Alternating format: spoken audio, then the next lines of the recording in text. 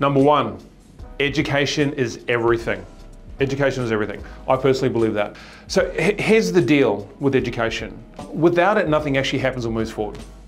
You know, it is so critical to the development of human beings, society, economics, governments, everything on the planet is based around it. So there's two ways to look at education. There's technical education, so qualifications, certificates, diplomas, degrees, bachelors, those sorts of things. And then there's development, right? Which is more about personal development. So learning hacks, tricks, mindset, attitude, those types of things. Let's talk about funding and finance. How would you suggest to, I suppose, fund or finance your first company? You want to bootstrap. If there was anything I could say to a founder, is that you don't have a business until you've tested it in the market, right? So you should be in a position where you should bootstrap that. And if you don't know what bootstrap means, you should Google it. Just come up with the cash yourself, borrow it from your parents, I don't know. Use your savings. Don't use all of it, use a percentage of it, test the market. Like if it's not a proven business that's showing that you can build a product, that you've got users, all right? And then it makes money. No one will give you a cent. The bank won't lend you any money because you don't have a P&L yet. An angel investor won't give you any money unless they know you and they believe in you. But if your P&L says nothing, they'll give you nothing for it. Now, in terms of marketing on the front end, so we're talking about advertising. Where do you advertise? Well, you've got to figure out where is your product going to be picked up in terms of what your avatar looks like. Okay, so where is your client? Are they on Facebook? Are they on Instagram? Are they on TikTok? You know, are they on YouTube? Are they spending lots of time in Spotify? You've really got to figure that out, so you should look at that first before you start to dive in. Run through the logistics of sales in an organization, in any type of organization. We have a sales team, touch point, and then we have e-com. So they might go through and buy the product on e-com, right? But if we can't get them on e-com, what we do is we nurture the customer and we push them into the sales team. So then the human calls them, has a conversation, they talk about stuff, we build trust, rapport, confidence, and then they buy the deal, we take the payment over the phone. That's how we operate. So I just want to go back to staff. So you mentioned that finding the right staff to accompany the business is really important.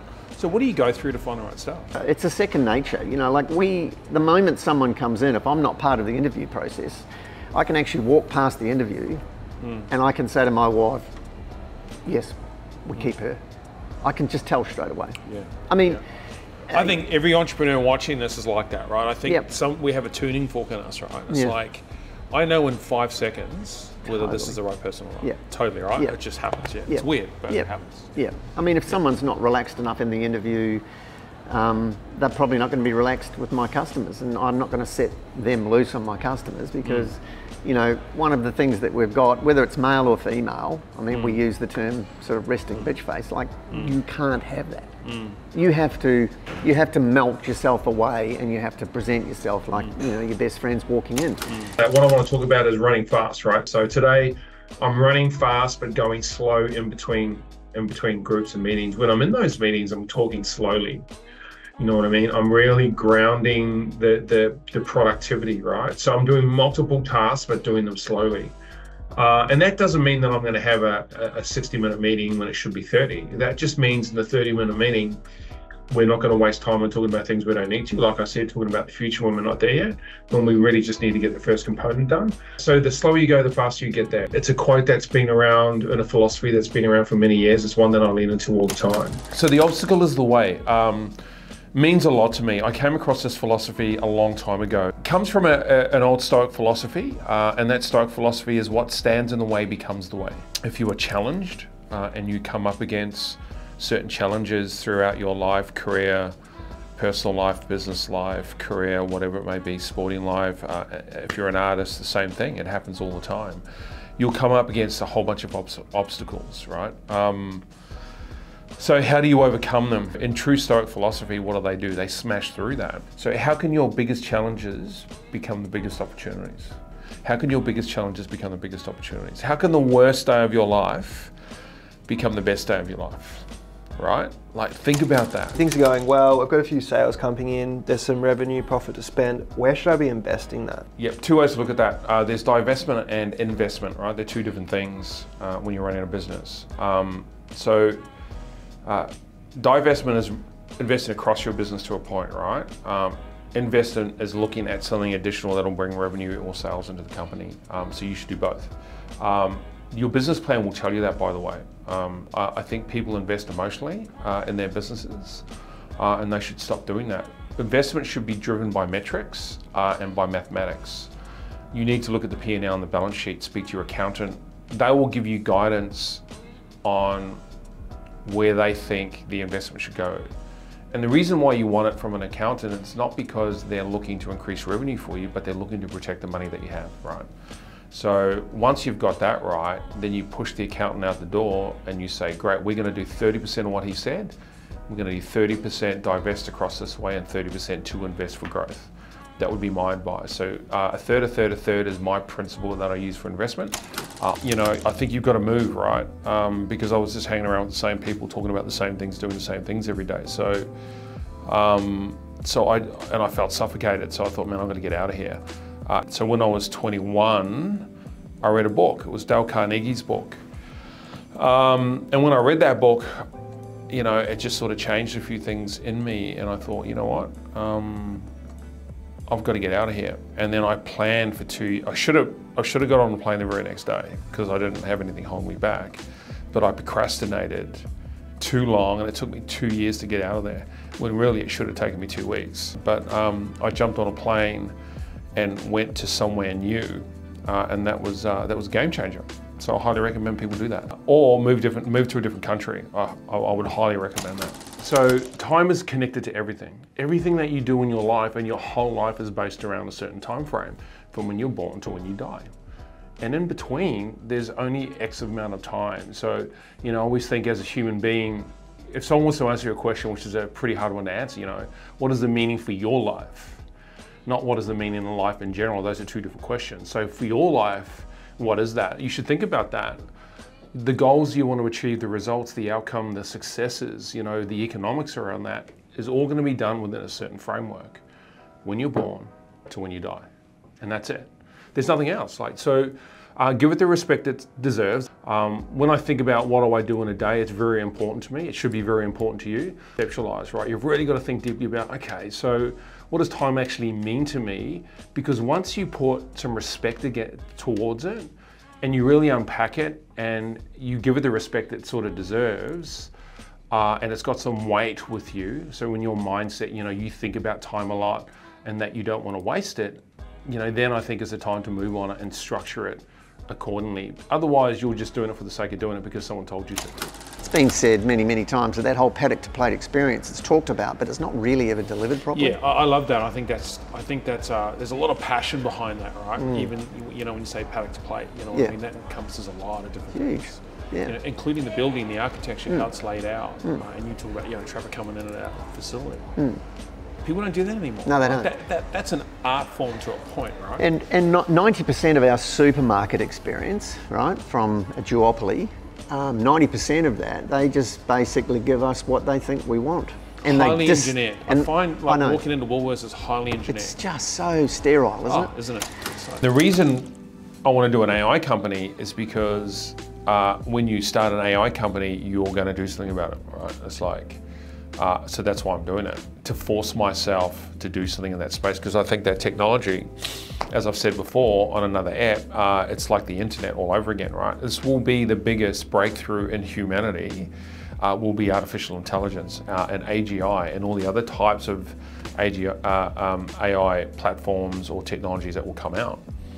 So what better way to do it than to force it? Like, I don't know a lot about AI. I've been doing a lot of research.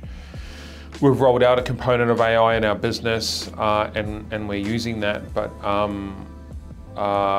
if you commit to it first, you'll figure it out later. Like, that's my thing, right? Commit to it first, figure it out later. Like, I don't need to know what it's going to look 12 months from now, what it looks like. I don't even need to know what it looks like in 4 weeks from now. I just need to make one decision and then take another step forward. So there's too many people out there fucking worrying about the future, and that they worry about stuff that hasn't happened yet. Like, it's ridiculous. So you employ a person, you bring them into the company. So they've been working somewhere else for 5 years, for example. Now they've created all this IP. So they bring that IP with them, right? So it's in their little luggage bag they wheel in the door when they first start, or they roll it out a few weeks after they've commenced. And what they do is they start to build stuff. So what that means is they start adding processes on top of processes and systems on top of systems. And it could be an API, it could be a plugin, a piece of technology, right, that is sending automated SMSs, emails, and all this stuff. And then they're creating workflows inside CRM systems.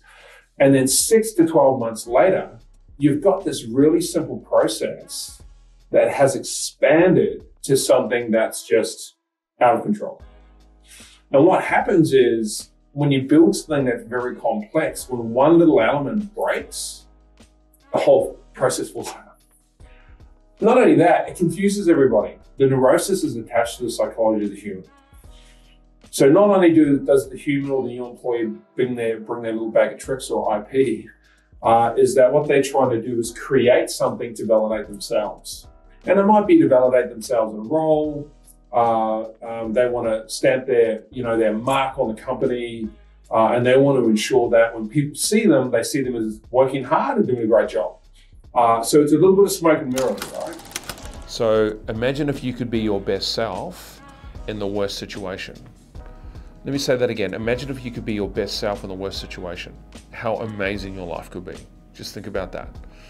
Like, man, that is so powerful. I think that is the jam. I think that's where life should be played. And I think if you can get there, you'll have an amazing life, a fulfilling life, where you're contributing and helping people. Your economics will be on point. Your body, your mind will be on point. And I think it is the place to live. So if something goes wrong in your life, how do you handle it? Think about that. Let me tell you one more, is that it's not about what anyone says to me or what happens to me. It's about what I say to myself after they stop talking. So it's not about what anyone says to me. It's about what I say to myself after they stop talking. So it's what's going through my brain when I get hit, right? Like if someone has a go at me or challenges me or critiques me or gives me some criticism, how do I handle that? It's not just about big instances that may happen in your life. It's the small things that happen 100 times a day. What if someone critiqued you or gave you some constructive criticism? How do you handle it? Do you go to the wall? Do you get upset? Why would you get upset? If you get upset about, people criticizing you, you're not in control. What that tells me is that someone else is in control of how you feel. If that's the case, you're in big trouble. Golden rule is email will waste your time during the week. All right, so just be careful of that. And be careful about, like I said before, kids, family, friends, business, work. You need to figure out how you're going to balance and integrate that. Because if you want to achieve X, which is going to require time and study and education, like education is really critical. You got to learn things if you want to side hustle and make some money. Think about that and think about time as a commodity. It's been given to you, respect it, because it's all you have. You don't have anything else. So think of it as your most valuable commodity. Put everything down on paper and then categorize it into your professional life, your personal life, and then use those categories of, income generating job, kids, family, friends. And then have a think about that, what that looks like. Because people don't do that, and they should. It may seem very simple, but I don't meet too many people who actually think about their life and their time like that. They just normally say, oh, I just want to be happy. Oh, that's ridiculous. You don't even know what that means, do you? Like, they just don't. So once you figure out some of those personal goals for yourself, I think maybe all of that stuff sort of comes together. So, but I just want to wind back to the people, those high income earners in the top 3 to 5%, who are degree qualified. There's a lot of reasons why that happens. Mindset, right? Focus, commitment. To do a degree, you got to be committed. Like, it's 3 to 5 years, 6 years in some cases if you're doing a PhD. So that's a lot of commitment. So that commitment creates outcome, right? And everything just gets better. Like, I don't know why people, I don't want to get university educated because I can't afford it, it's for the wealthy. Well, whatever, dude. You've just got to get it done and you've got to figure it out. Now, I'm not saying university is for everyone. I'm not saying that everyone in that 5% bracket a university or master degree or PhD qualified. Some of them are not that, but what they're doing is they may work in the non-technical component and they're doing personal development every day. So they're reading the right books, right? They're listening to the podcasts. They're creating repetition and habits around personal development and mindset and psychology. It's really psychology. And just they're taking one step forward every day. Look, I hope you found something that you liked or that you think may work for your business. Love to hear any comments. If you got them, just drop them through and we're happy to come back and answer any of those comments. If you haven't already, look, we're a non-profit venture, so click the subscribe button, hit the bell, wherever that may be on the screen. We'd love for you to subscribe. We try to push out as much content and good content as we can. And we've got some great interviews coming up with some pretty awesome entrepreneurs and artists. So stay tuned for that. Really appreciate you watching and look forward to speaking to you next time. Thanks.